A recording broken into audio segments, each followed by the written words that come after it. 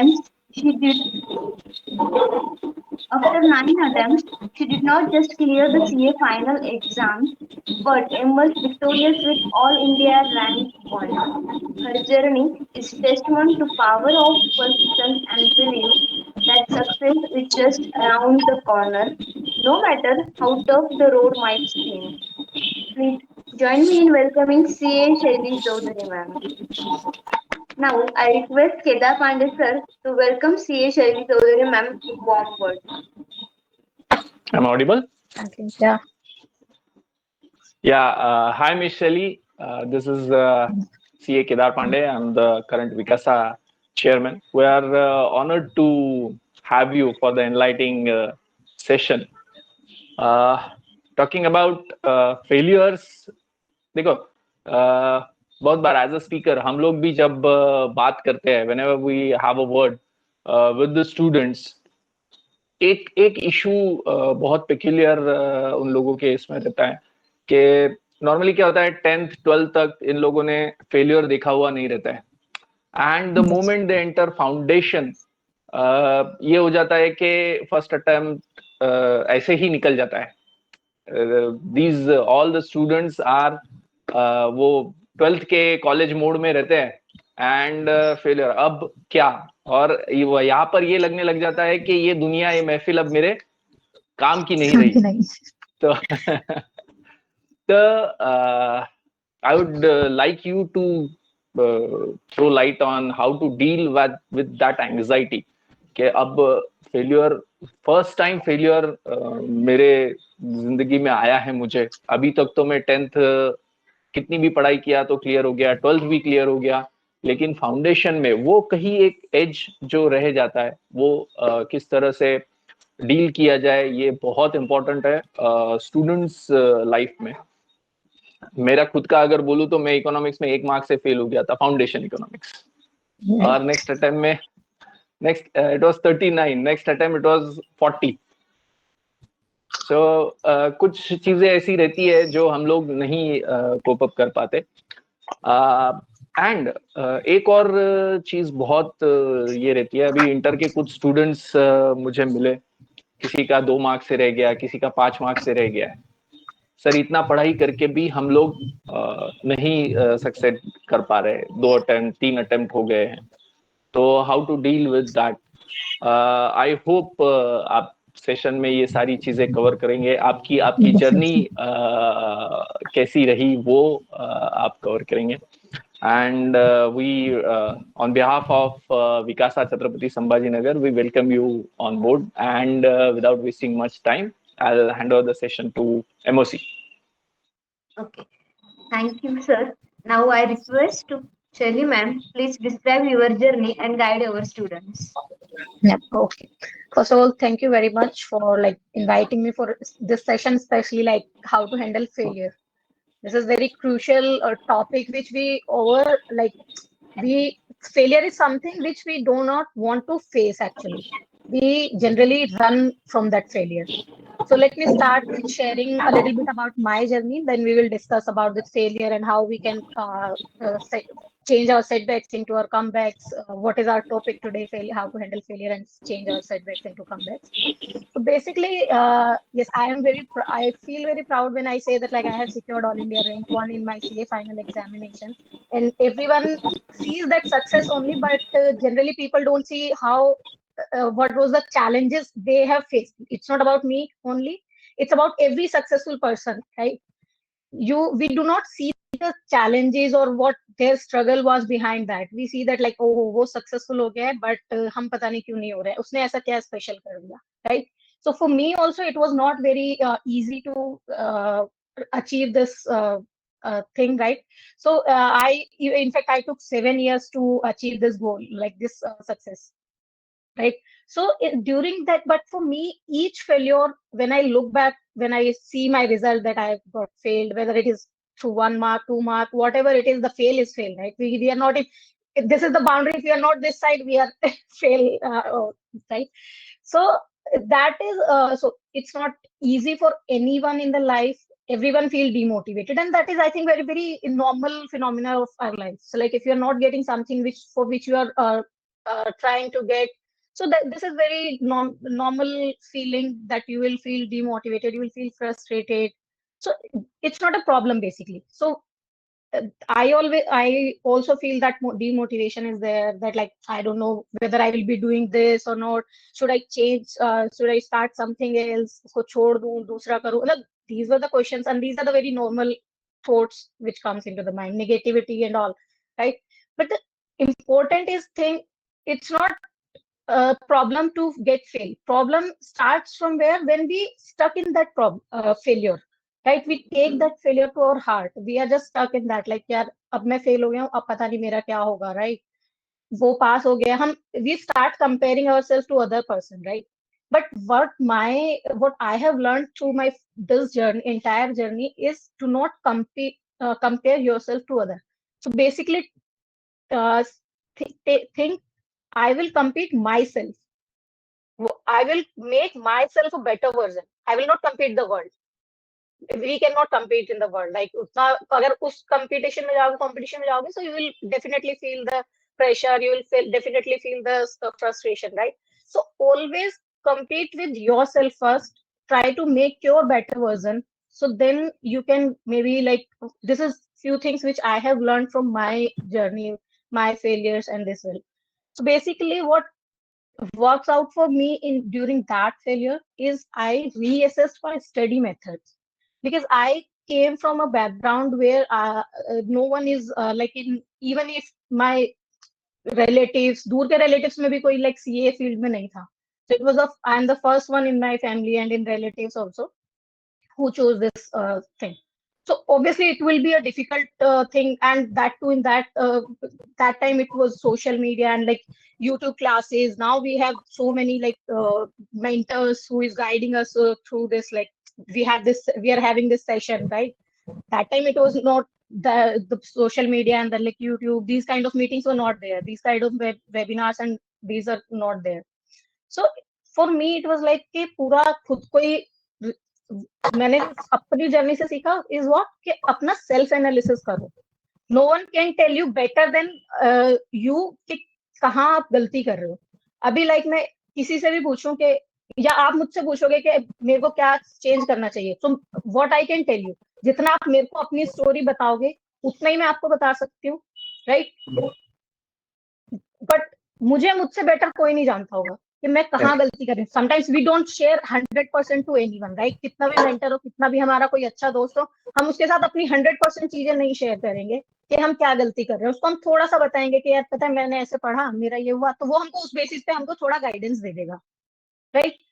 तो मैंने जो सीखा अपनी लाइफ से, अपनी जर्नी से, कि self analysis is the key to success. अगर आप सेल्फ एनालिसिस कर लोगे, you will find the root cause of that failure. Failure है, डिमोटिवेट हुए, रोना किया, सब कुछ किया, करो, that is a normal feeling. But the problem is कि प्रॉब्लम का, फेलियर का रूट कॉज आइडेंटिफाई करो, उस पर वर्क करो कि आपने क्या गलती की, क्या उसको कैसे उसको सही कर सकते हो. आप पहले गलती आइडेंटिफाई करोगे, देन ओनली आप उसका प्रॉब्लम का सोल्यूशन निकाल पाओगे. एंड उसको रूट कॉज को आइडेंटिफाई करने के लिए सबसे पहला चीज होगा कि हमें वो फेस करना पड़ेगा. हम क्या करते हैं, हम फेल हो गए, अभी भी लाइक अगर हम फेल होते हैं तो कोई हमसे अगर आके पूछेगा रिजल्ट के बारे में, तो व्हाट वी विल डू के हाँ ठीक है, हम वो टॉपिक से भागना शुरू कर देते हैं. We don't face it. We don't say कि अरे फेल हो गए. हम ये नहीं कहेंगे हाँ हाँ हो गए तो हो गए ना फेल, अब नेक्स्ट टाइम हम अच्छे से प्रिपेयर करेंगे. नहीं, हम क्या करेंगे, हाँ यार फेल हो गए, थोड़ा सा मतलब वी माइंड में हमारे क्या रहता है कि यार ये टॉपिक क्लोज हो जाए, कोई डिस्कस ना करे इस बारे में. तो फर्स्ट थिंग इज कि हम, या Ma'am, basically students are asking to share your story. Basically, how did you appeared for foundation CPT and all. Okay So in structured manner, we can discuss over that, and later we'll come to the questions part. ठीक ठीक. I think story is already there on Yes. YouTube and all, but Yes. still I'll tell you. So basically, as I mentioned, that it took me 7 years to complete my entire CA journey. I started in 2008. I appeared for foundation, and then like in first attempt I could not make it. I got somewhere around like 85 marks. Then I appeared again, so I got 110 marks in my CPT and I cleared it. Then I started for preparing for IPCC. So IPCC it took me like almost 9 attempts in both the groups, because I have cleared one group. Yeah. So first group में it took me 4 attempts, and then in second group it took me 5 attempts. And when I cleared it, it was a good marks. It was higher than the rank holder of that time in Right. second group. But the problem is I have appeared for like separate groups, no single groups. So yeah. Right. Right. Then so basically my second group I passed only before my final attempt was due in November itself, and I cleared in June 14. So June 14 that time due to election वो June में exam हुए थे Right. IPCC final में ना. So I cleared in that group. So I appeared. So May 14 was due for final. So I appeared for that. I know I was not prepared. Because see what I did, मेरा जब second group का clear नहीं हो रहा था, so I was doing my articleship. I was I have already started preparing for my final also. So मेरा kind of like एक level जो syllabus completion हम बोलते हैं, वो syllabus मेरा kind of complete हो गया था. So it was only revision pending for me to appear for the final. So I thought कि ठीक है अभी मतलब इतने attempt तो ले लिया, अभी वो लगा ही हुआ है attempt का, तो I appeared for final also just to take the like how it feels, the pressure and all, so that I can prepare for final in next attempt. So I appeared for that also. So obviously I was not able to clear that. So I started just after giving my exam. I did not wait my results and all. Just giving after my exam, I started revision for the next attempt. So basically, other students were waiting for the result, so I took that extra 2 months of that. So for revision and also, yeah. So then that is how I have cleared in May 2015. So, ma'am, looking back, you appeared for CPT and intermediate, right? IPCC. Yes, So, IPCC. what were the major challenges you faced because of which you failed the exams? Like there might be some personal reasons, or the reference material which you used, or the mock test you have given less amount of mock test and all that. So, please mention Right. that.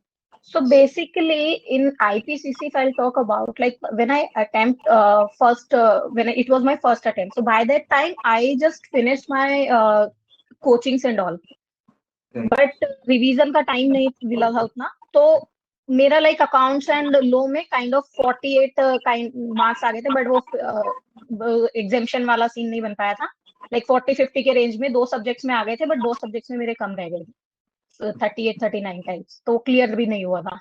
Exemption भी नहीं आया और clear भी नहीं हुआ because of lack of revision and all. So I knew that कि मेरा problem था इसमें, रिवीजन नहीं हुआ था. Then I appeared again for second attempt.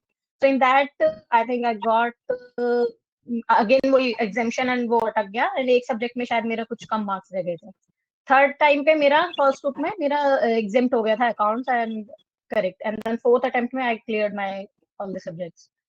Then second attempt में it was like, so the problem which I faced कि मेरा जो issue था, it was like in group 1 that time, the lack of, because I was coming from that background कि जहाँ पे मेरे को टाइप का, because school में you have a different set of education, you have a different set of like what I say कि techniques you use, like school का जो सिलेबस होता है एंड उसको करना है, वो that is a different thing, because वहाँ पे आपका डेली फुल टाइम क्लासेस होता है, सब कुछ होता है, तो you are used to that. But in this it was not like that. So हमने कोचिंग लिया, कोचिंग के बाद मेरा वो डिस्कनेक्ट हो गया वहां से कि मतलब आई वाज नॉट हैविंग कि मैं किसी से जाके हेल्प ले सकूं. देयर वाज नो मेंटरशिप कि किसी को कोई मेरे को डाउट्स आ रहे हैं सो मैं किसी से क्लियर कर सकूं. So it was kind because of that only. So but then slowly I realized कि ठीक है मेरे को क्या करना है, because I was using only coaching classes material. I was not reading that study material of institute. I was not doing mock test paper by that time. First group के time तक I was not doing that much. Then second group में when I failed, so I realized कि ठीक है मेरे को कुछ तो change करना पड़ेगा, ये नहीं हो पाएगा ऐसे. Then I started this study material and RTPs and this. So mock test paper I did not appear for, like institute का जो mock test होता था वो मैंने institute में जाके नहीं किया. I took that test paper. So basically I download past papers and all, and I downloaded their suggested answers also. So I did that mock test paper as just like an exam scenario. I took 3 hours and also I wrote that paper, and then उसको फिर अपना जो suggested answer institute का होता है उससे tally किया. That is basically what I was talking about self analysis. तो आपका टेस्ट पेपर कोई और चेक करेगा, आपको नंबर्स देगा, वो एक चीज हो गया कि आपको सिर्फ नंबर पता चले, यू डोंट गेट कि आपने गलती क्या की हुई है उस आंसर में। तो then I check my paper myself से, उसको ठीक है मैंने यहाँ पे लिखा है, इंस्टीट्यूट ने कैसे आंसर लिखा हुआ है, तो क्या डिफ्रेंशिएट मैं कर रही हूँ कि जिसकी वजह से मैं क्लियर नहीं कर पा रही हूँ, मैं 1 नंबर 2 नंबर से फेल हो जा रही हूँ, क्या रीजन। सो वो चीज मैंने की उसमें सेल्फ एनालिसिस के, मेरा कंपैरिजन कि क्या इंस्टीट्यूट आंसर दे रहा है, क्या उसका सजेस्टेड आंसर है, क्या मैं लिख रही हूँ, सो कैसे उसको मैं उससे मैच कर सकती हूँ कि हाँ मेरा जो भी इंस्टीट्यूट चाह रहा है आंसर वो हम कैसे लिख सकते हैं। तो वो क्या सेकंड थिंग मेरा, जैसे like initially what I was doing, practical जो क्वेश्चंस होते हैं प्रैक्टिकल सब्जेक्ट्स में, मे बी लाइक हम समटाइम्स ये करते हैं ना कि रिवीजन के टाइम पे we do not solve entire question, तो उसको Right. समटाइम्स हम देखते हैं आंसर लिख लिया। सो वो मैंने चेंज किया अपने उसमें कि मैंने वो प्रॉब्लम्स काइंड ऑफ लाइक एक पूरा कॉन्सेप्ट जिसमें कवर हो जाए, ऐसा क्वेश्चन सेलेक्ट करो जिसमें पूरा कॉन्सेप्ट कवर हो जाए, उसको मैन्युअली पूरा आप लिख के सॉल्व करो। क्योंकि व्हाट आई फील कि हम कुछ चीज हमको पता है, we know that thing, but when we are writing in the exam, वो एग्जाम का प्रेशर होता है, we are not able to write it properly, उसको Right. परफॉर्म नहीं कर पाते हैं, प्रेजेंट नहीं कर पाते हैं, सो प्रेजेंटेशन का भी एक इशू था। So Right. on these things I have worked upon, so that helped me a lot Mhm. in this, right? So yes, the next question will be, जैसे अभी results announce हुए, most of the inter students as well as final students उनका aggregate miss हो गया because of audit and some might be FM financial management. So Okay. individual subject उनका 40 plus आ गया but aggregate में miss हो गया and that's why they failed by 5 to 10 marks and all. So कोई students होता है जिनका थ्योरी स्ट्रांग होता है, किसी का प्रैक्टिकल स्ट्रांग होता है। इन योर केस आपने मेंशन किया लाइक आपका प्रैक्टिकल बहुत अच्छा था, आपने प्रैक्टिस की थी अकॉर्डिंगली और सारे क्वेश्चंस को एक इसमें इकट्ठा करके like main main important questions की प्रैक्टिस की थी। In my case audit was strongest subject, like 5 years past question papers को एनालाइज करना, उसमें से कीवर्ड्स निकालना कि कौन से क्वेश्चंस होते हैं। और बेसिकली ऑडिट में कैसा होता है, question is more important than the answer. Students Right. Answer ही याद करने लग जाते हैं और क्या होगा कैसे होगा, बट कभी कभी पेपर में क्वेश्चन ही क्लिक नहीं होता। So that was a major challenge in the theory subject. So how should one now continue like prepare start prepare again to दो सब्जेक्ट्स, लाइक अभी वापस से बुक्स उनको खोलनी पड़ेगी, थ्योरी पढ़ना पड़ेगा, प्रैक्टिकल, और उसका कॉम्पोजिशन कैसे होना चाहिए, मतलब कितना टाइम किस सब्जेक्ट को देना है और कितनी फ्रीक्वेंटली रिवीजन हमको करनी है, ताकि हम फेलियर, जैसे आपने बोला था आईपीसीसी में you took attempts 9 attempts around, so और फाइनल में लाइक आपने पूरी प्रिपरेशन कर ली थी एंड रिविजन्स हो रहे थे, मल्टीपल रिविजन्स हो रहे थे, उसके वजह से you directly got AIR 1। So please specify the number of revisions and the way one should revise all those subjects. Yeah. So basically, as you mentioned कि किसी का प्रैक्टिकल सब्जेक्ट अच्छा होता है, किसी का थ्योरी अच्छा होता है, right? And किसी, so if I'll come to the study timings also, like the timetable and all, right? People ask someone else के यार टाइम टेबल, हमें टाइम टेबल बता दो कि कैसा है, but it depends on you, you have to self analyse कि आपका कौन सा सब्जेक्ट कितना स्ट्रॉन्ग है, आपने कितना उसको टाइम दिया है। एंड समवन फील्स लाइक कि वो सुबह में पढ़ना अच्छा लगता है, किसी को लेट नाइट पढ़ना अच्छा लगता है, right? It depends on everyone, सबका अपना सेपरेट टाइम जोन होता है पढ़ने के लिए भी, राइट? सो अपना एक एनालिसिस करो कि आपका कौन सा सब्जेक्ट कितना अच्छा है, उसमें आपको कितना टाइम देना है, अकॉर्डिंगली आप उसके लिए टाइम सेट करो कि इतने टाइम में हम ये कंप्लीट करेंगे, and keep a little bit buffer in that time table कि 1 या 2 दिन का, लेट सपोज आपने 10 दिन के लिए एक सब्जेक्ट रखा कि हम 10 दिन ये सब्जेक्ट पढ़ेंगे, एंड 10 दिन के बाद देयर कुड बी कि आपका ऐसा हो सकता है कि आपका जो टाइमलाइन आप सेट कर रहे हो उसमें आपका टारगेट मीट ना हो, तो आप 1 या 2 दिन का एक्स्ट्रा बफर रख के चलो अपने टाइम टेबल में कि ठीक है अगर मेरा ये इस दिन मीट नहीं हुआ तो I have 1 or 2 days buffer कि I will complete in within that timeline itself.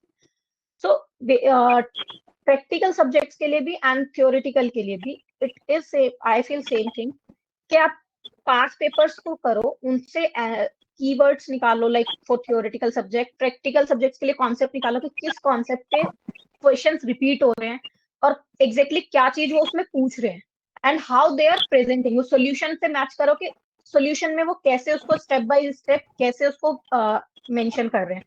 In theoretical also कि how they are answering that question, how they are writing that answer of that question, कि like theoretical में let's suppose a case study का कोई question है कि that this is the scenario and how you suggest वो कुछ इसमें आ जाता है ना कि आपको एक सिनेरियो दे दिया कि सिनेरियो में आप बताओ कि क्या करोगे। So first thing you have to write that provision कि ये प्रोविजन मेरा एज पर लो ये प्रोविजन है, as per the fact of question this is relating to this provision, कैसे वो उससे रिलेट कर रहा है, then you will give the conclusion based on that, उस प्रोविजन के बेस पे क्या कंक्लूजन हो।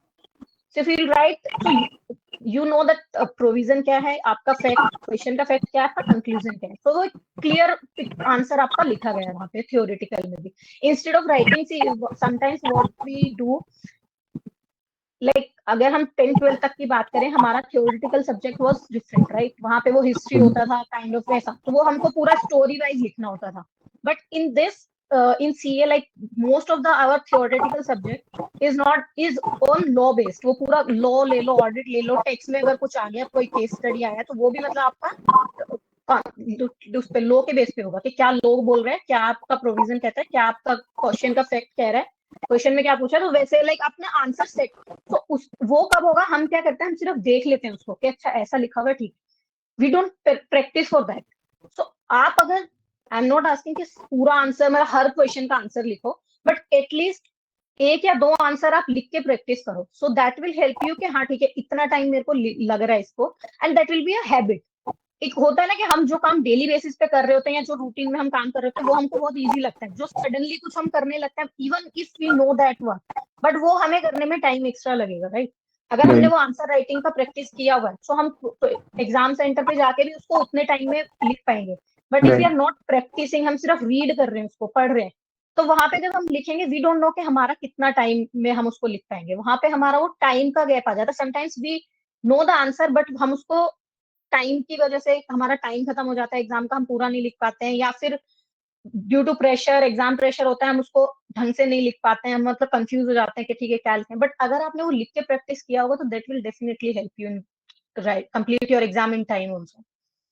So writing practice is essential for both according to me, like for practical subject also and for theoretical also. Theoretical में what we miss out, जो मेरा खुद का अपना एक्सपीरियंस है, मैंने भी ये गलती की थी कि इनिशियल अटेम्प्ट्स में, लाइक ऑडिट का ही मैं बता रही हूँ कि ऑडिट में हम क्या करते थे, हम उसको पढ़ रहे हैं, कॉन्सेप्ट समझ लिया, सब कुछ आता है, बट लिखने के प्रैक्टिस नहीं है, सो वी डोंट नो के how to present, we know the concept, we know everything, but we do not know the presentation. So and answer में आप जा रहे हो तो आपको प्रेजेंटेशन ही दिख रहा है वहां पे, आप जो लिख के आ रहे हो, एग्जामिनर को नहीं पता ना कि आपको आंसर पता है या नहीं पता है, they are just checking based on what you have written there. So written practice is also necessary. So when you are doing revisions, so when you are and जब आप फर्स्ट स्टडी करते हो तो उसमें क्या करो, अपने जब कर रहे हो तो जो भी आपके कॉन्सेप्ट वाले पॉइंट्स है, की पॉइंट्स है, उनको एक अपने सेल्फ नोट्स बना लो जो कि आप एग्जाम के डे पे रिवाइज कर सकते हो। बिकॉज एग्जाम के डे पे फिर आपको वो प्रेशर नहीं होगा कि यार मैं अब ये पढ़ूं क्या पढ़ूं। तो एक सेल्फ नोट बनाओ कि जिससे आपका पूरा रिवीजन बहुत 2-4 पेज में, मतलब 10 पेज में, जितने भी लाइक मिनिमम पेजेस में आपका कवर हो जाएगा। इंस्टेड ऑफ यू, आप एग्जाम सेंटर के बाहर खड़े होकर आरटीपी नहीं खोल सकते हो, आप वहां खड़े होकर अपना स्टडी मटेरियल नहीं खोल सकते हो, या फिर आप सुबह लाइक जो अपने पास 1-1.5 दिन बचता है उसमें आप बैठ के पूरा स्टडी मटेरियल नहीं पढ़। So make some self notes to revise during that specific day, कि वहां पे आपका फिर वो प्रेशर नहीं हो, के माइंड पे वो प्रेशर नहीं आया कि यार ये रह गया, ये हो गया, वो रह गया, मैंने आरटीपी नहीं पढ़ा, मैंने ये नहीं पढ़ा। सब में से कंबाइंडली वो कॉन्सेप्ट का एक क्रक्स निकाल के लिख लो, सो दैट आप उसको पढ़ो तो आपको पूरा रिकॉल हो जाए चीजें। So this is the strategy which I have followed for revision and like final also. So the next question will be, ma'am, environment, importance of environment. जैसे हम हमारा फ्रेंड सर्कल होता है वैसे ही बन जाते हैं। सो आपके ऊपर कैसा इन्फ्लुएंस था, आप किस एनवायरनमेंट में थे जब आप आपके आईपीसीसी और फाइनल्स के प्रिपरेशन कर रहे थे? लाइक मेरे साथ क्या होता था, मैं लाइब्रेरी ज्वाइन कर लेता था, सीए स्टूडेंट्स की इंस्टीट्यूट की लाइब्रेरी हर सिटीज में अवेलेबल है। सो अगर मेरे बाजू वाला बंदा पढ़ रहा है तो मेरे को मोटिवेशन मिलता था, यार ये इतना टाइम पढ़ रहा है। और मैं हमेशा ये ट्राई करता था, मेरे से जो सीनियर है और जो ज्यादा फोकस्ड है, मोटिवेटेड है, हमेशा अपने गोल के तरफ काम करते रहता है, मैं उनके साथ बैठता था। तो it was directly influencing and motivating me to work on myself, and मेरे को भी निकालना है यार, कुछ भी हो जाए अभी अपन को करना है, ये अटेम्प्ट में पास होना है। तो दैट कीप मी मोटिवेटेड। आपके साथ में कैसा था? So basically, when I told you, like in my IPCC Group 1, I used to live in that place कि जहाँ पे like बहुत लोग ऐसा CAs हमारे neighborhood में कोई भी नहीं कर रहा था, तो मेरे पास वो help नहीं था. So I was just feeling that. So then I heard about this NIRC libraries हैं, ये सब हैं, तो I register for that in my like when I cleared my this. So account का मेरा पहले उसमें attempt में third attempt में मेरा exemption आ गया था. So I need to clear my audit, law and tax, these paper theoretical papers. So I joined the NIRC library for around like 1 month मैंने join किया होगा. But that helped me because वहां पे क्या होता है कि आप घर में कितना भी कर लो, नॉट एवरीवन विद एवरीवन, कि आप हर किसी के घर में वो फैसिलिटी नहीं हो सकती है कि आपको डिस्ट्रैक्शन ना हो, राइट? सो अगर ऐसा है तो आप लाइब्रेरी ज्वाइन कर सकते हो, क्योंकि वहां पे एक तो आपका कोई भी डिस्ट्रैक्शन बहुत कम हो जाते हैं. आप फोन नहीं यूज कर सकते, राइट? आपको फोन यूज करना, आपको बाहर जाना पड़ेगा. आज के डेट में जो सबसे बड़ा डिस्ट्रैक्शन है दैट इज फोन, ठीक है? सो वहां पे आप बैठ के लाइक, एंड वो एक एनवायरनमेंट वैसा होता है ना कि हर कोई बच्चा पढ़ रहा है, तो आप इधर मुंह उठाओगे, उधर भी पढ़ता हुआ दिखेगा, उधर भी पढ़ता, सब पढ़ते हुए दिखेंगे, तो फिर आप सोचते हो इधर चलो यार पढ़ ही लो, फिर आप वापस अपनी बुक्स पे आ जाओगे, वहां डिस्ट्रैक्शन नहीं हुआ, राइट? तो वो चीज completely that helped me in my IPCC group 1 also. Then group 2 के sorry in group 2 में तो मेरा like articleship शुरू हो गया था, तो I was not able to join library and all. So वो तो like ऑफिस में हमने किया था जो भी. Then final का like I did not take coachings and all for all the subjects. So मैंने I think मेरा SFM का कोचिंग हुआ था जो प्राइवेट मैंने वैसे लिया था बाहर से, and then मैंने NIRC का रिविजनरी बैचेस ज्वाइन किए थे. तो मेरा जो ऑफिस में सर्कल था, बिकॉज मेरा सेकंड ग्रुप क्लियर नहीं हो रहा था, तो मैं कोचिंग शुरू कर दूं, फिर मेरे को सेकंड ग्रुप पढ़ना है, तो मैं मतलब वो भी एक पॉइंट था, तो नहीं स्टार्ट कर पाई थी कोचिंग. सो देन मेरे जो साथ में और लोग थे ऑफिस में articles, so they were doing their coaching. So हम लोग ने क्या प्लान किया कि हम सुबह ऑफिस आएंगे अर्ली, लाइक 10 बजे ऑफिस शुरू होगा, तो हम 7 बजे 7:30 तक ऑफिस आ जाते थे. तो 2-2.5 घंटे हम वहां पे बैठ के, वो लोग अपना रिवीजन कर ले, उनका रिवीजन होता था, मेरा सिलेबस कंप्लीट हो जाता था. तो दैट इज हाउ मेरा वो जो 3 साल के टाइम में आर्टिकलशिप में मेरा फाइनल तक जो सिलेबस कंप्लीट हुआ था, वो ऐसे ही कंप्लीट कर लिया था मैंने. लाइक हम ऑफिस में ग्रुप स्टडी करते थे, so if we have some doubts और ऑल्सो वो हम लंच टाइम में भी डिस्कस कर लेते थे. फिर तो लाइक वो एक एनवायरनमेंट बन जाता है कि आप ठीक है ऑफिस में भी आप अगर ग्रुप स्टडी कर रहे हो, तो वहां पे भी आपका फिर रिवीजन, लाइक आप काम के साथ साथ आपका रिवीजन भी होता जा रहा है, चीजें आप कर पा रहे हो. So that helps basically, like environment completely helps you. So like आप अगर डिस्ट्रैक्शन वाले एनवायरनमेंट में हो, तो ऑब्वियसली आप टाइम 1 घंटे में इफेक्टिवली जितना आप पढ़ सकते हो उससे कम ही पढ़ पाओगे अगर आप कहीं ऐसे एनवायरनमेंट में जहाँ डिस्ट्रैक्शंस हो रहे हैं. So yes that is time, because आप जब भी पढ़ने बैठो आप like see, I'll add one more thing here कि लाइक हम हमेशा ये क्वेश्चन पूछते हैं कि कितने घंटे पढ़ना चाहिए, राइट? 8-10 घंटे पढ़े, 12 घंटे पढ़े, 14 घंटे पढ़े. It's not about the long hours, it's about the effective. आप उसमें पढ़ कितना पा रहे हो. आप 4 घंटे बुक लेके बैठे हो बट पढ़ उसमें से सिर्फ 1 घंटे जितना ही पाए हो, तो that doesn't make sense, right? आप अपना जो टाइम टेबल है उसको ऐसे ब्रेक डाउन करो कि आप इफेक्टिवली जितना आपने 1 घंटे के लिए एक सब्जेक्ट को दिया, तो 1 घंटा आप पढ़ पा रहे हो सब्जेक्ट को, वैसा टाइम टेबल होना चाहिए. It should not be like कि आपने मैंने घंटे तो 2 दिए हैं बट मैं पढ़ उसमें 15-20 मिनट ही पाऊंगी ढंग से, क्योंकि मेरा कुछ ना कुछ मैं डिस्ट्रक्शन अपने पास रख के बैठी हुई हूँ. लाइक फोन, आज की डेट में सबसे पहले फोन रख के बैठे हुए हैं. तो फोन, तो बेसिकली फर्स्ट थिंग हमको अपने जो भी डिस्ट्रैक्शन है, वेदर इट इज लाइक हमारा एनवायरनमेंट ऐसा है या फिर हमने कुछ और डिस्ट्रैक्शन है लाइक फोन का है या कुछ और भी, कोई भी मतलब XYZ कोई भी डिस्ट्रैक्शन है, उसको एलिमिनेट करना पड़ेगा. आप किसी भी शोर में ऐसे बहुत उसमें नहीं पढ़ पाओगे, राइट? तो वो हमको अपना एनवायरनमेंट तो थोड़ा सा सही रखना पड़ेगा. घर पे नहीं कर सकते हैं तो लाइब्रेरीज की फैसिलिटी तो आज की डेट में लाइक NIRC के बहुत ज्यादा, sorry I am saying NIRC, सारे जितने भी रीजनल ब्रांचेस है उनकी भी लाइब्रेरीज हैं. Apart from that private libraries are also there, right? तो आप कोई भी लाइब्रेरी ज्वाइन कर सकते हो अगर आप घर में वो एनवायरनमेंट नहीं मिल रहा आपको. तो करेक्ट, जो एनवायरनमेंट है हमारा that directly impact our studies this thing. So the next would be, जैसे मैं एक एवरेज स्टूडेंट रहा हूँ पूरे CA जर्नी में, बट व्हाट मेक्स यू, यानी आप कैसे खुद को एवरेज डिफाइन कर सकते हो? जैसे आपने ऐसा होता है, ग्रास्पिंग पावर सबकी अलग अलग होती है, कोई एक बार में पढ़ के समझ जाता है, कोई किसी को 2-3 बार लगता है. तो आपने जैसे मेंशन किया कि सबको खुद को एनालाइज करना पड़ेगा, सेल्फ एनालिसिस बहुत इंपॉर्टेंट होता है CA जर्नी में. कि मेरा कौन सा एरिया स्ट्रांग है, कौन सा वीक है, तो मेरे को ज्यादा काम करना पड़ेगा, कितना टाइम देना पड़ेगा. So that differs from person to person. ये खुद ही को एनालाइज करना पड़ेगा. That was right. But the thing you mention that average students अगर है तो उनको रैंक अगर अचीव करनी है तो उनको क्या करना पड़ेगा? बेसिकली मल्टीपल रिविजन्स करनी पड़ेगी. अपना इन्वायरमेंट, जैसे आपका स्टडी सर्कल आपका ऑफिस में था, वैसा आपको फाइंड आउट करना पड़ेगा कि कौन से लोग मोटिवेटेड है तो मैं उनके साथ बैठ के अपना गोल अचीव कर सकता हूँ. That was the point. But when it comes to targeting scores, like आपको अचीव करना है, मार्क्स पास होना है, तो स्टूडेंट्स क्या करते हैं? 50% पासिंग है यार, 400 मार्क का पेपर है तो 200 ही बनाना है, तो वो लोग 200 को कंसिडर करके प्रिपरेशन करते हैं. Like Correct. 40-50 लाने हैं तो मैं वैसे जाऊंगा. So in that case how one should target big, कि बड़ा कैसे सोचे और उसको अचीव करने के लिए उतने एफर्ट्स भी डालने होते हैं. तो आपको कितना, मैंने ऐसा होता है, मेरे टाइम पे ऐसा था, मेरा रिजल्ट जब ड्यू था तो मेरे को पता था कि इस टाइम हो जाएगा, क्योंकि मैं इससे ज्यादा कुछ और कर ही नहीं सकता था. 100% दे दिया है. तो वो फीलिंग आनी चाहिए स्टूडेंट्स को जब वो प्रिपेयर कर रहे हैं. तो इस पे आपका क्या टेक रहेगा? Targeting big and working towards that. So basically, instead of I'll say targeting big, set your realistic goal based on your capability, right? आप Right. अपने गोल ऐसे सेट करो. अब ऐसा गोल मत सेट कर दो कि मैं बोल दूं कि नहीं मैं तो क्रिकेट में सेंचुरी लगा दूंगी, तो वो गोल उसके लिए मेरे को करना क्या पड़ेगा, और वो बहुत बिल्कुल मतलब at this point of time वो बिल्कुल अनरियलिस्टिक गोल है. आई कैन अचीव, बट अगर मेरे को उस लेवल की पूरी हार्डवर्क और पूरा डेडिकेशन के साथ उसमें काम करना पड़े. तो set your realistic goals, make your time table according to that. So basically क्या करना होता है कि हमारा अगर गोल है कि हमको सीए कंप्लीट करना है, राइट?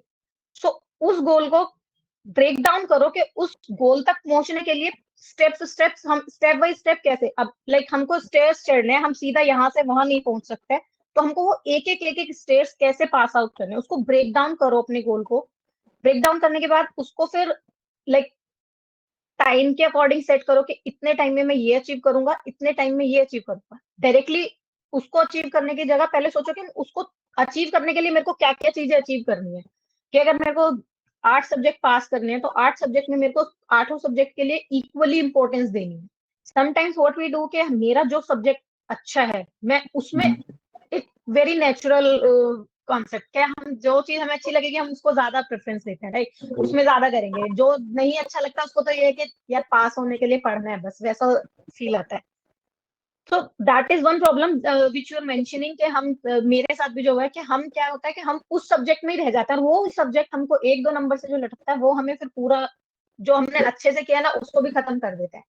तो इसीलिए इम्पोर्टेंट लाइक सारे सब्जेक्ट्स को इक्वली इंपॉर्टेंस दो. ये I am saying when I am saying equally importance, it's not about कि हम उसको सारे को एक साथ पढ़ेंगे. इट्स लाइक कि ठीक है मेरा कोई सब्जेक्ट बहुत स्ट्रांग है, इक्वली इंपॉर्टेंस मीन्स मेरा वो स्ट्रांग है तो मैं उसमें कम टाइम में भी उसको अच्छे से कर सकती हूँ. बट जो मेरा वीक सब्जेक्ट है, जहां पे मैं फेल हो रही हूँ, जहां पे मेरे को प्रॉब्लम आ रही है, उसको मैं थोड़ा एक्स्ट्रा टाइम देके उसको निकालूं अच्छे से, सो दैट मेरा ये वाला जो यहाँ ऑलरेडी है और ये यहाँ है तो ये भी इसके इक्वल आते हैं, तो मेरे को वो प्रॉब्लम ना है कि मेरे इसमें तो मैं 80 मार्क्स ले आई बट इसमें मेरे 39 रह गए. तो वैसा नहीं होना चाहिए. हमको सारे सब्जेक्ट्स को इक्वली इंपॉर्टेंस देनी पड़ेगी, इक्वली उसको लाना पड़ेगा. And as you correctly mention कि हमारा जो माइंडसेट है ना, जो हम सोचते हैं हम वही बनते चले जाते हैं, राइट? हम माइंडसेट ही वहां पे रखते हैं. हमारा जो फर्स्ट फोकस होता है कि यार 200 पे पास हो जाएंगे, तो हमारा टारगेट ही हम वहां सेट कर लेते हैं 200 पे. तो अगर हम टारगेट ही इसको मीट करने की कोशिश कर रहे हैं, हम इसके लिए सोच ही नहीं रहे हैं, हम 400 का सोच ही नहीं रहे हैं, हम सिर्फ 200 पे अटके हैं कि 200 आने चाहिए, बस 200 आने चाहिए. अब ये 200 में से ऐसा नहीं है कि हर कोई बिल्कुल 200 आ ही जाएंगे, एक नंबर भी कम रह गया तो आप रह नहीं सकते. तो इसलिए टारगेट अपना, instead of targeting about the marks के मेरे को कितने मार्क्स लाने हैं, मेरे को रैंक लानी है, focus on like focus on that your study, your concept clarity. ऐसा फोकस बनाओ, अपना माइंडसेट ऐसा बना लो कि अगर मेरे 10 लोग पास होने तो उन 10 में एक नंबर मेरा भी आएगा. अब वो रिजल्ट चाहे आपके वो 200 पे पास करें, आपको 300 पे पास करें, बट मेरे को पास होना है. फोकस वैसा, माइंडसेट वैसा रखो कि मेरे को क्लियर करना है. 200 या 300 या 400 लाने हैं, वो अपने आप आ जाएंगे. जितनी आपकी आप 100% दोगे तब मार्क्स अपने आप आ जाएंगे. हम टारगेट ही वैसा लेके चलते हैं ना कि हमको तो बस ये पास करना है, ये करना है. टारगेट ऐसा रखो कि हमको भाई पास ही होना है, हमको पास का टारगेट रख के चलो कि वो 200 की जगह 250 पे भी पास करें ना तो हम पास होंगे उस 250 में. तो टारगेट को अपना थोड़ा सा वैसा माइंडसेट अपना वैसा करना है कि हमको पास होना है। ये नहीं है कि हमको सिर्फ 200 ही लाने हैं या हमको रैंक लानी है या कुछ। तो मतलब अपना माइंडसेट थोड़ा सा फ्लेक्सिबल रखो, उसको वहां पे स्टिक मत कर दो कि भाई 200 ही लाने हैं, मेरे को 40 उसमें लाने हैं, 50 एग्रीगेट लाना है। वो नहीं होना चाहिए। हमको अपनी पढ़ाई ऐसी करो कि मतलब कोई फेल ही ना कर सके, चाह के भी फेल ना कर पाए तुमको, ऐसा तैयारी करो अपनी। Right. So connecting to your point you mentioned, जैसे कि कोई सब्जेक्ट ज्यादा पसंद है तो उसमें ज्यादा टाइम देते हैं। और पेपर में मेरे साथ कैसे होता था, अगर अपन को कोई आंसर बहुत अच्छे से आता है तो उसी में 5-10 मिनट लगा देते हैं, उसकी उतनी नीड ही नहीं थी, बट सजा सजा के लिखेंगे, फिर अंडरलाइन करेंगे, और फिर बाद में पूरा पेपर के लिए टाइम नहीं मिल पाता, या फिर कभी प्रैक्टिस नहीं करते मॉक टेस्ट लिख के, वो सारे रीजंस होते हैं। तो how one should revise whole subject 1 day prior to the subject बहुत इंपॉर्टेंट होता है। पैनिक हो जाता है स्टूडेंट्स को, कितनी मोटी बुक है यार, अभी 6 पेपर 8 पेपर है, मेरे को कंटिन्यूअसली एक दिन के ब्रेक पे सारा रिवाइज करना है। तो एक दिन पहले बच्चा अगर पैनिक हो जाए और फिर वो 2-3 पेपर के बाद में एग्जॉस्ट हो जाए कि यार अब तो आगे नहीं बढ़ना होगा मेरे से, अब बस हो गया, तो उसको कैसे ओवरकम करना चाहिए, रिविजन्स कैसे होनी चाहिए, 1.5 डेज कैसे प्लान करना है। क्योंकि मेरे लिए भी यही बहुत बड़ा चैलेंज था कि 1.5 डेज में तुम कैसे एनर्जेटिक और मोटिवेटेड रहते हो। पहले तो बहुत पढ़ लिया है तुमने, रजिस्टर भर दिए, सॉल्व कर लिया, प्रैक्टिकल सब्जेक्ट कर लिया, थियोरी भी कर लिया, बट वो 1.5 डेज में आपको पूरा एफर्ट डालना पड़ेगा। वो 1-2 मार्क का जो डिफरेंस होता है, जो आपको एग्रीगेट में फेल कर देता है, तो वो डिफरेंस वही से आता है 1.5 डेज से। Right. So basically as I mentioned earlier also कि दैट लाइक जब हम अपना सिलेबस कर रहे हैं, right, that is the time when we are looking at entire concept of that chapter, right. हम पूरा डिटेल्ड पढ़ रहे हैं, तो उस when we are doing that detailed study, उसी टाइम पे अपने पॉइंटर्स ऐसे बनाओ, एक लाइक क्विक रिवीजन नोट्स के इट डिपेंड्स ऑन एवरीवन, अपने अकॉर्डिंग उसको नोट्स को बनाओ कि हम ठीक है, मेरे को ये अगर मैं इस पॉइंट में से ये टॉपिक लिख लूँ ना, तो मेरे को ये पूरा रिकॉल हो जाएगा। तो कनेक्टिंग चीजें बनाओ कि ठीक है, मैंने अगर ये पढ़ा तो मेरे को ये पूरा टॉपिक रिकॉल होएगा। तो वैसे हैंड आउट नोट्स बना लो, अपने handwritten notes. So that will help you during that 1.5 days, क्योंकि आपके वो क्विक नोट्स होंगे, सो आप उनको देखोगे तो वो हो जाएगा। एंड उसमें लाइक ऐसा करो कि आपका डिफिकल्टी लेवल एक point, and this will not work same thing for everyone, right. आपके लिए कुछ डिफिकल्ट हो सकता है, मेरे लिए कुछ और डिफिकल्ट हो सकता है, राइट। जो आपके लिए डिफिकल्ट है वो मेरे लिए इजी हो सकता है। तो अपने अकॉर्डिंग उसको डिफिकल्टी एंड ऑल वो बना लो कि मेरे को इस टॉपिक में ये चीज मेरे को बहुत इजी लगी है, इसको तो मैं सिर्फ ये पॉइंट देखूंगा तो मेरे को याद आ जाएगा। लेकिन इसमें एक कॉन्सेप्ट ऐसा है कि मेरे को वो देखना पड़ेगा डिटेल्ड। तो वो चीजें मेंशन रखो कि मेरे को फिर उस टाइम पे मेरे पास ये रेडीली अवेलेबल चीजें हैं कि मेरे को ये तो इसी से रिवाइज हो गया, इसके लिए मेरे को बुक खोल लिया, या इसके लिए मेरे को कौन सा बुक स्टडी मटेरियल खोलना है, आरटीपी खोलना है, तो वो चीज नोट डाउन रखो। तो मेरे को लाइक स्ट्रगल नहीं करना पड़ेगा कि मेरे को अभी क्या चीज पढ़नी है इसके लिए। तो पैनिक सिचुएशन कंट्रोल हो जाएगी उस टाइम पे कि हम वी आई नो कि मेरे को ये पहले फर्स्ट पेज ये खोलना है, यहाँ से मेरे को ये चीज मिल जाएगी कि इसमें से ये चीज यहाँ से देखनी है, वहां से देखनी है, तो वो चीज एक रेडीली अवेलेबल होगी। Kind of like ready reckoner होता है ना अपना टेक्स्ट का आजकल। तो उसमें से हमको पता है कि ये चीज हमें देखनी है, तो अच्छा ये वहां पे मिलेगी, उस चैप्टर में जाके मिलेगी, उस सेक्शन में मिलेगा। तो वैसा वाला एक काइंड ऑफ अपना बना के रखो, and that we can make self only कि अपने लेवल ऑफ डिफिकल्टीज क्या है, लेवल ऑफ रिवीजन हमने किसका कितना किया है, तो उस बेसिस पे कि हमको उस डे में भी एक चीज ऐसी हो सकती है कि हम बहुत ज्यादा डिफिकल्ट लग रहा है हमको, कि हम उसको अगर हमें ऐसा लग रहा है कि इसमें हम बार बार अटक रहे हैं, हर रिवीजन में अटके हैं, तो उसको नोट करके रखोगे, ठीक है ये लास्ट वाले दिन भी हम इसको एक बार करके देखेंगे, लास्ट वाले दिन भी उसको एक प्रैक्टिस करके जाएंगे, रिटन प्रैक्टिस कर लेंगे उसकी। तो this is something which I feel के कैन हेल्प। अगर आप पहले से प्लान आउट करोगे उस 1.5 डे को, आप उस दिन पे प्लान ना करके पहले से उसका भी प्लान आउट करके चलेंगे कि ये हम उस दिन पे ये कर लेंगे एग्जाम से पहले। तो बिकॉज इफ इट्स प्लान तो आप पैनिक नहीं होगे, but if it's not plan तो ऑब्वियसली आप पैनिक हो जाओगे कि अच्छा यार क्या करूं, मतलब वो आपके माइंड में आएगा कि ये करूं क्या करूं, तो वो समझ नहीं आएगा, वो पैनिक अपने आप क्रिएट हो जाएगा। तो उस 1.5 डे को पहले से प्लान करके चलो। And one thing also I'll suggest here, like to avoid this panic when you point out this panic situation and all how to manage your stress. So basically, when you're making your timetable when anytime. So keep some time in between that, like for like maybe meditation, yoga, some physical activity. When you're taking break, do not. My personal experience is do not consume any content in like we are watching some movie के चलो ठीक है हमने break लिया उसमें हमने 10 minute या 1 घंटा हमने मूवी देखी जो भी हमने instead of doing that break it down into your physical activity be it yoga be it meditation be it talk to your family that can be helpful but not that much during that study time do not consume anything like do not discuss anything like जो आपको फिर बाद में mind में कुछ चीज आई वो आपको डिस्ट्रैक्ट कर रही है with in mind subconscious mind में आपका डिस्ट्रैक्शन चल रहा है आप पढ़ तो रहे हो लेकिन आपके दिमाग में चल रहा है कि अच्छा यार मम्मी ने ये कहा था वो कैसे होगा ये कैसे होगा वैसा डिस्ट्रैक्शन नहीं होना चाहिए जब आप उसको एलिमिनेट कर पाओगे क्योंकि मेरे साथ ये हुआ है because in my family there was some problem going on that time तो मेरे को वो चीजें डिस्ट्रैक्ट करती थी तो मैंने फिर लास्ट में यही सोचा कि नहीं यार 4 महीने ये खत्म कर दो बाद में देखेंगे जो भी प्रॉब्लम चल रही है इनको बाद में देखेंगे तो दैट हेल्प मी के वो डिस्ट्रैक्शन खत्म ही करना पड़ेगा नहीं तो वो आपके माइंड में कहीं ना कहीं चलती रहती है चीजें तो instead of doing that thing do some physical activity which will help you to relax your body to relax your brain also so आपका स्ट्रेस भी नहीं आएगा उससे Right. So other than scrolling social media, कुछ Yeah. बाहर एक small walk and all पे जाना जरूरी है. वॉक कर लो और- योगा कर लो जो भी आपको अच्छा लगता है Right. और जो स्मार्ट वर्क है जैसे स्ट्रेटेजिक मैनेजमेंट पढ़ते हैं तो स्ट्रेटेजी बनाना और स्मार्ट वर्क करना बहुत ज्यादा इंपॉर्टेंट है. हार्ड वर्क तो सभी कर रहे हैं but if you want to qualify as a chartered accountant उसके लिए जितने एफर्ट्स चाहिए उसके साथ स्मार्ट वर्क और जो स्ट्रक्चर्ड वे में आपको प्लान करना है वो भी बहुत इंपॉर्टेंट है. तो ये सब चीजों के लिए अभी स्टूडेंट्स कुछ फेल हुए कुछ तो बाउंस बैक और रीस्टार्ट करना होगा. उसके बाद में ये कोर्स क्यों परस्यू किया था उन्होंने वो भी उनको रिकॉल करना पड़ेगा यार क्यों यानी खुद से अगर चूज किया होगा या फिर अपने पेरेंट्स के लिए एज अ उन्हें प्रेजेंट देना है कुछ बन के दिखाना है तो ये मोटिवेशन होना चाहिए हर स्टूडेंट में कि नहीं यार अभी चूज किया है तो बीच में से छोड़ूंगा नहीं.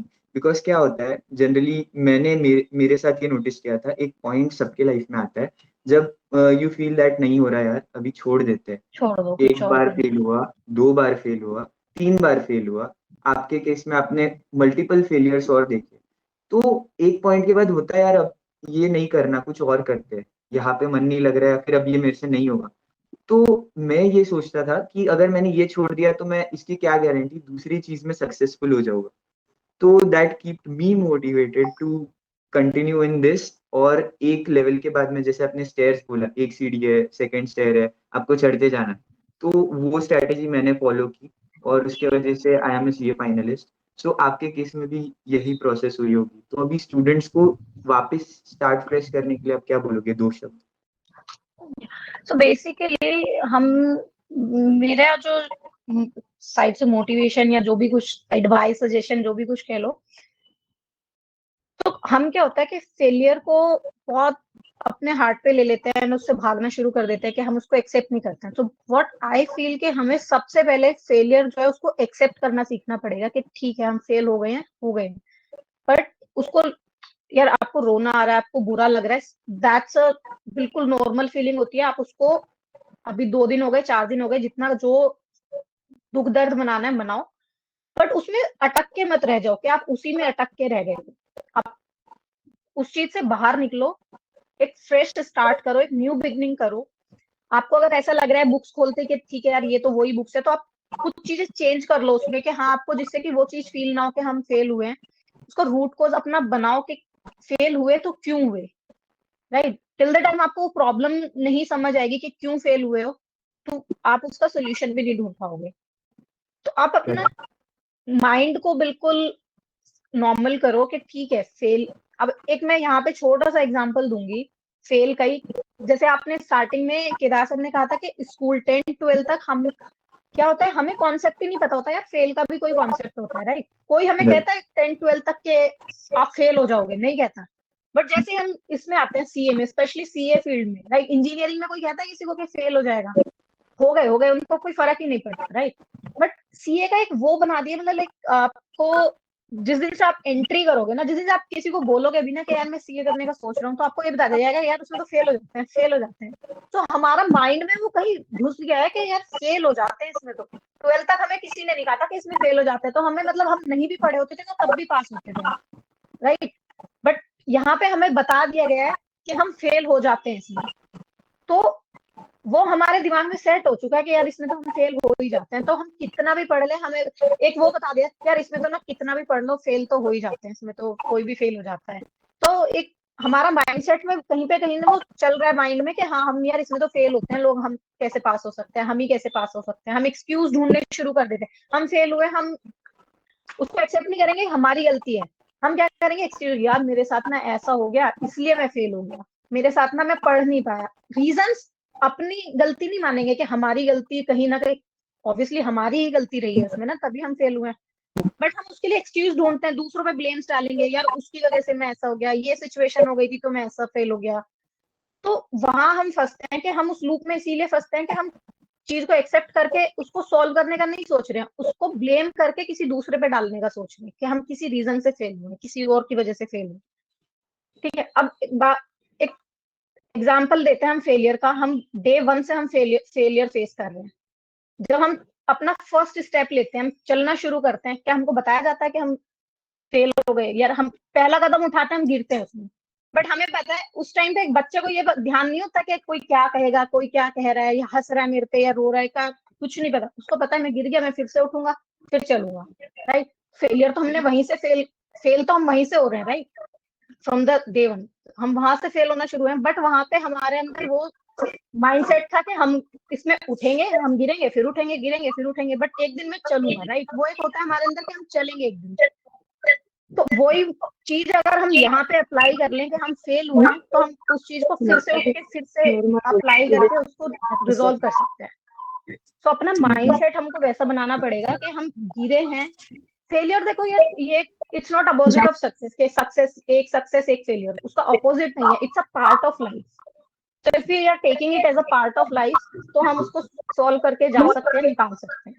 But if you are taking it opposite of success के यार या तो फेल होंगे सक्सेस होंगे, तो वो नहीं हो सकता। अपने फेलियर से अपना सीख के उसको आगे बढ़ो। फेल हो गए, वो चैप्टर क्लोज हो गया ना, हो गए, उसको जाके पास्ट में जाके सही नहीं कर सकते। जो हो गया वो पास्ट में जाके अब उसको सही नहीं कर सकते, तो उसको आगे कैसे सही करना है वो चीज फोकस करो। पास्ट पे फोकस ना करके अपना आगे का कैसे उसको सही करना है उस पर फोकस करो। So that is something which is I would like to tell everyone के जो हो गया है उसको आप नहीं करेक्ट कर सकते, तो क्यों उस पर टाइम वेस्ट करना है, क्यों अपना एफर्ट्स डालना है। अपना आगे का देखो, आगे का प्लान करो कि इस बार मैं फेल हुआ हूँ बट इस बार नहीं होऊंगा। पॉइंट माइंडसेट वैसा बनाओ कि यहाँ हो गया हूँ बट अब नहीं होऊंगा फेल। तो उस डायरेक्शन में काम करो अपना कि मेरे को पास होना है। So ma'am, the next would B Q&As। कुछ स्टूडेंट्स के कुछ क्वेश्चंस है जो अपने कॉन्वर्सेशन में आंसर नहीं हो पाए, तो विल टेक दोस। तो यहाँ पर है, how to determine whether you are made for CA और नॉट। सो जो आप अभी लास्ट क्वेश्चन था उसी से रिलेटेड है थोड़ा सा।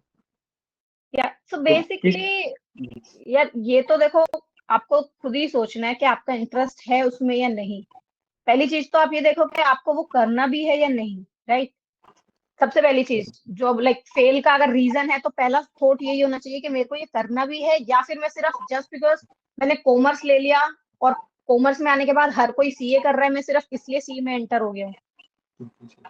तो अगर नहीं करना है, सी मेरे according what I have learned in my life is कि कभी भी लेट नहीं हुआ है। आप बोलो मैं 4 साल सीए में वेस्ट कर दिया कुछ, वो वेस्ट नहीं हुआ है till the time you have learn something from that failure also.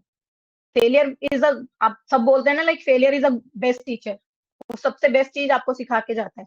सो अगर आपने वहां से कुछ सीखा है तो आप फेल नहीं हुए हो। बट अगर आपने सिर्फ वो, इट्स अ गुड फेलियर।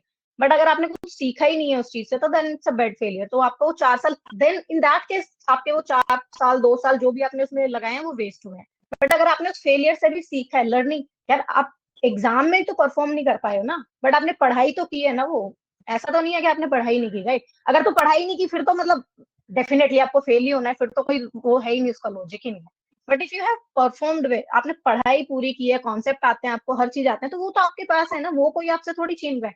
तो आप उसको यूज करके कहीं और चेंज कर सकते हो। But you have to think through कि आपको अपना सोचना है कि आप ये सीए में एंटर किए क्यों थे, क्यों स्टार्ट किया था, स्टार्ट क्यों किया था, right? If it was it like because of के ठीक है भाई सब सीए कर रहे हैं तो मैं भी, मेरा दोस्त सीए कर रहा है तो मैं भी सीए कर लूं, राइट? कोई और कोर्स था नहीं, मेरे को अच्छा नहीं लगा, मेरे को सीए आजकल बहुत अच्छा लग रहा है तो मैंने इसलिए घुस लिया। वो चीज आप सोचो कि आपका मोटिव क्या था उसमें आने का, राइट? या फिर आपका इंटरेस्ट था उसमें, या आपने अपने पेरेंट्स के लिए ये सोचा कि ठीक है, या फिर एक बहुत प्रेस्टिजियस वो है तो इसलिए आप उसमें, रीजन क्या है? Whether now second thing, you have to decide कि आपको करना है ये लॉन्ग टर्म कंटिन्यू करना है या आपका कुछ और माइंड जा रहा है। अभी इट्स नेवर लेट। अभी like you have seen few peoples are there जिन्होंने सीए भी किया है, सीपीए भी किया है, बहुत कुछ किया है, सारे कोर्सेज कर लिए हैं, after that they have started job, but then they have left the job because उनको उसमें मजा नहीं आ रहा, राइट? Right. वो पास होने Right. के बाद भी उन्होंने क्विट कर दिया उस चीज को, सीए को छोड़ दिया, right? Even Right. If after passing, तो आप फेल हो रहे हो तो तब भी छोड़ सकते हो ना कोई, but you have to think कि आपको करना है या नहीं करना है। No one can tell you कि आपको ये करना है या नहीं करना है, how to evaluate, it's your interest, your situation, it depends on so many factors, right? It's not about like interest है तो नहीं कर रहा है या इंटरेस्ट है तो कर लिया, वैसा नहीं चल है। काफी सिचुएशंस भी होती हैं कि आपका लाइक आपकी, बहुत लोगों को सीए में लाइक अगर पास नहीं हो रहे होते हैं तो छोड़ना पड़ता है बिकॉज ऑफ फैमिली प्रेशर, कि उनके फैमिली रिस्पॉन्सिबिलिटीज आ रही है, they have to take that responsibilities, तो Right. उनको जॉब स्टार्ट करना है, दैट कुड बी वन। अभी मैं एक एग्जांपल देती हूँ, अभी just in this attempt itself, and I think Sambhaji Nagar से ही है वो, I don't know you know heard his name और नॉट, आई थिंक पुनर्जन कुछ नाम है उनका, Yes. पुनर्जन काले करके शायद कुछ नाम है। ही टुक 47 अटेम्प्ट्स, वो आज 47 अटेम्प्ट्स के बाद सीए क्लियर किया उन्होंने, सोचो। ही स्टार्टेड इन 2000 में स्टार्ट किया है, टिल दैट टाइम उन्होंने कोई सिंगल अटेम्प्ट नहीं छोड़ा है बीच में, एंड 47 अटेम्प्ट्स में ही cleared CA. Right. In between अब आप सोचो 47 अटेम्प्ट्स में उन्होंने जॉब भी की है, वो टैक्स कंसल्टेंट के तौर पे वो प्रैक्टिस कर रहे हैं अपनी, बिकॉज वो सीए नहीं है तो प्रॉपर वो नहीं कर Right. सकता, but he can do that tax consultancy, तो वो कर रहे हैं। बट उनको था कि मेरे को सीए भी बनना है, वो मेरे को सीए का लेना है qualification, so he did not stop. अब आप खुद ही सोचो, इतनी एज में आने के बाद ही डिड दैट, उनके लाइफ में कितने चैलेंजेस आए होंगे, कितने सिचुएशंस ऐसी आई होंगी कि उनको भी लगा के नहीं यार छोड़ दो, मतलब थिंक अबाउट हिज माइंड के उन्होंने 47 कॉन्टिन्यूस अटेम्प्ट्स दिए हैं, कोई एक अटेम्प्ट भी नहीं छोड़ा बीच में, तो इट बिकॉज उनको वो करना था, नो वन वाज प्रेशरिंग। अभी लाइक अगर एक चीज देखें, हम आज की डेट में सोचते हैं कि हमको कोई क्वालिफिकेशन करनी है, जॉब करनी है, पैसा आना शुरू हो जाएगा, दैट्स इट। तो उनको तो वो भी पॉइंट हो गया था कि he started his tax consultancy, तो वो उनके पास मनी का भी प्रॉब्लम सॉल्व हो गया था, बट द पॉइंट वाज कि he wanted to do that CA, he continue, he cleared. So it depends on you. You have to take that decision कि आपको करना है या नहीं करना है। Yeah. So the next will end our session in just few minutes. तो Yeah. एक स्टूडेंट ने मेंशन किया था, despite of giving 100% of efforts I am unable to clear, और I am unable to identify my weakness. तो ये सारी चीजें हैं स्टूडेंट्स को जो फर्स्ट टाइम अटेम्प्ट दे रहे हैं, सेकेंड टाइम, तो उनको वो चीज़ों की क्लैरिटी नहीं मिल पा रही है। रादर देन देर आर बहुत सारे मटेरियल ऑनलाइन अवेलेबल है, बट एक प्रॉपर गाइडेंस नहीं मिल पाता, या फिर कंसिस्टेंसी मेंटेन नहीं हो पाती, उसके रिलेटेड भी बहुत सारे क्वेश्चन है। So we just want to mention that we are launching study circle where we have a club. We'll conduct Zoom meetings for weekly 4 days. We'll study our lecture as well as we can answer queries to students. So एक ये initiative Chhatrapati Sambhaji Nagar ले रहा है students के लिए. So we'll try as numbers going to increase, we'll conduct those to the whole week. और ये continuous basis पे हम एक्टिविटी करेंगे. लाइक हमारे भी लेक्चर्स में कंसिस्टेंसी मेंटेन रहेगी फॉर फाइनल्स, और जो बाकी स्टूडेंट्स है वो भी ज्वाइन कर पाएंगे, तो उनको एक सपोर्ट मिलेगा एज अ कम्युनिटी. वो जुड़ के साथ में प्रिपेयर कर सकते हैं, प्रॉब्लम शेयर कर सकते हैं. जैसे मैंने आपको इन्वायरमेंट की चीज मेंशन की, एक राइट इन्वायरमेंट चाहिए, और इंस्टीट्यूट से जुड़े रहना is the best thing you can do. So ये सारी चीजें प्लान की. नहीं, that's a very good initiative because see sometimes as I mentioned from in my case also there was not the ऐसी कुछ चीजें नहीं होती थी उस टाइम पे, right? तो it is very difficult कि समझ नहीं आता कि कहाँ से गाइडेंस ले, किससे जाके पूछें. So अगर ऐसे कुछ initiatives रहेंगे, so I mean like people can come, students can come and they can join, they can discuss their problem कि कहाँ पे उनको difficulty आ रही है. So completely agree, this is a very good initiative we have started. Okay.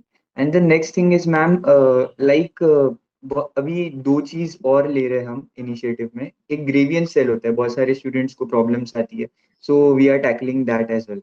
But एक और most important चीज है, जैसे क्वालिफाइड चार्टर्ड अकाउंटेंट्स हो जाते हैं या फिर सीए इंटर पास आउट होते हैं जो आर्टिकलशिप फाइंड आउट करे.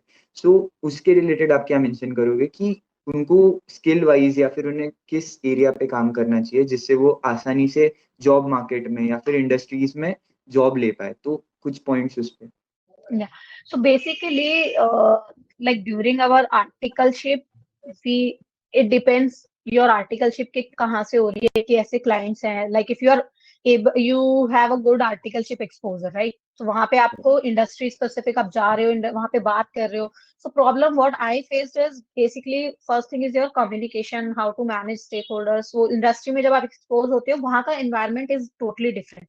आर्टिकलशिप का ऑफिस एक अलग होता है वहां पे, क्योंकि आप इक्वली आर्टिकल्स होते हो, सारे पढ़ने वाला माइंडसेट होता है, तो काम भी करते हो आप वो उसी माइंडसेट से कर रहे होते हो. But when you go to industry या किसी भी मतलब any, I am not saying only industry, like big four या कोई भी ऑर्गेनाइजेशन में आप जॉब के लिए जाते हो, तो वहां पे it's a little different, right?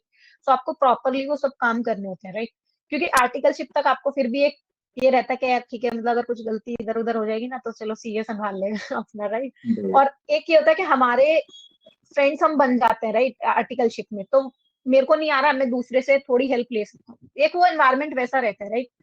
But जब आप वहां जाते हो तो फर्स्ट थिंग इज यार कि तो कम्युनिकेशन पे आपको अपना वर्क करना चाहिए पहले से. सेकेंड, आपको kind of like additional skills, आप अगर बड़ी ऑर्गेनाइजेशन, बड़े बिग फोर से या बड़ी अच्छी फर्म से आर्टिकलशिप हो रही है, वहां पे आपका एक्सपोजर अलग होता है. So basically your excel skills other than your what I say के जो आपके स्टडी वाला जो बैकग्राउंड है उसके एडिशनल में आपको you have to work on your additional skills, basically your soft and hard both. So communication skill is your soft skills में आ गया आपका, like email writing, how to write an email, or these are the basic skills which we should learn in that time. कि properly कैसे सब चीजें लिखनी है, किसी को कैसे कम्युनिकेट करना है. सेकेंड थिंग आपका एक्सेल स्किल्स हो गया, like excel and like word, PPT, MS office you can take, क्योंकि आप किसी भी ऑर्गेनाइजेशन में जाओगे एक्सेल इज द की, वो सबसे ज्यादा आपको एक्सेल यूज करना ही पड़ेगा. तो जितना आप उसको एडवांस एक्सेल, एक लेवल हमको पता है कि ठीक है हम आर्टिकलशिप में एक लेवल तक का सीखते हैं, बट उसको थोड़ा सा एडवांस लेवल पे आप अगर इफ यू हैव टाइम तो उसको like when you are waiting for your results, right? Final results if I talk about mainly कि फाइनल रिजल्ट्स के लिए आप वेट करें, तो वो जो 2 महीने आप वेट करें उसमें आप आपको थोड़ा सा ग्रूम करो कि हाँ आपको प्रेजेंटेशन कैसे करना है, बात कैसे करनी है, वो सब चीजों पे. क्योंकि हमारे कोर्स में like in articleship also no one tells us this कि आप बिग फोर का आई डोंट नो कि कैसा रहता है, बट इन लाइक छोटे फॉर्म्स में या मीडियोकर फॉर्म्स में ऐसा कुछ नहीं होता, लाइक हमारी ग्रूमिंग वैसी नहीं होती है, राइट? तो वहां जाके हम फंसते हैं थोड़ा सा, हमको फिर वो चीजें आती हैं, हमको कॉन्सेप्ट आते हैं, सब आता है, बट जब वहां सब लोग बात कर रहे होते हैं हमको लगता है यार हम अंदर ही अंदर खुद को डर लग रहा होता है कि यार पता नहीं हम जो कहेंगे वो सही कहेंगे या गलत कहेंगे. सो कम्युनिकेट करने का एक इशू आता है हमको वहां पे ना. तो जो 2 महीने हमको रिजल्ट के बाद मिलते हैं उसमें सेल्फ ग्रूमिंग पे काम करो कि आप क्या एडिशनल कुछ स्किल सीख सकते हो, but soft skills other than your जो आपने अभी तक आर्टिकलशिप में या जो भी सीखा है उसको थोड़ा एनहेंस करने पे फोकस करो. एंड सेकंड थिंग, आप अपने इंटरव्यू के लिए प्रिपेयर करो, जिस फील्ड में आपको जाना है. सो वो इंटरव्यू के लिए आप जो आपका फोकस है उसके लिए प्रिपेयर करो, बिकॉज एंड ग्रुप डिस्कशंस होते हैं तो उसके लिए आप प्रिपेयर कर सकते हो. कैंपस में अगर आप प्लेसमेंट के लिए जा रहे हो, mostly like few companies they conduct that group discussion. वो उनका फर्स्ट जो शॉर्ट लिस्टिंग होता है that way do group discussion करवा के उसमें से शॉर्ट लिस्ट करते हैं फिर वो लोग. तो these are the few things which you can work on like when you are waiting for your result ना. राइट. सो बातें तो और बहुत सारी है मैम, ऑटोमेशन हो रहा है, बहुत सारे चेंजेस आ रहे हैं, बट ये फिर कभी ये फिर एक नेक्स्ट सेशन और रखना पड़ेगा आपके साथ में, industrial training related and job opportunities related, इसमें इन डेप्थ कवरेज करेंगे. But today we can now close the session. I'll allot Trupti Pawar to mention closing remarks. Thank you so much, ma'am, for your guidance and valuable times that you contributed for us. Now, I request everyone Please on your cameras so that we can take a picture and we'll wind up the session. Please everyone. On your cameras.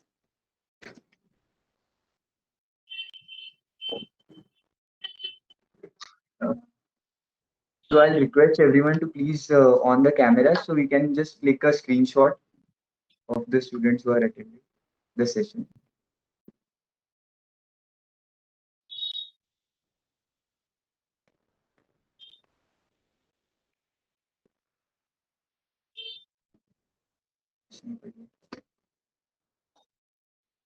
Ma'am, there is one question in the chat box.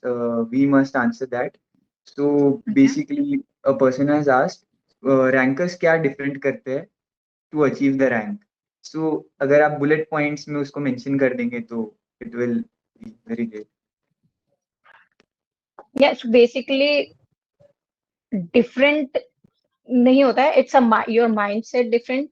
It's the same thing which we have discussed in last an hour. So you have to be focused on your study, on your concept clarity.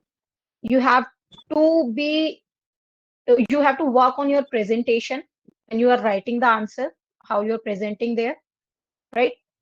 And the third thing is basically you have to work on something which is your stress management, what I'm saying, and that you can do by your physical activities, your this thing, right? That will help you in reducing your stress management, because sometimes what happened when we know everything, but when we are in exam center, due to that stress, we are unable to perform that level what we have prepared.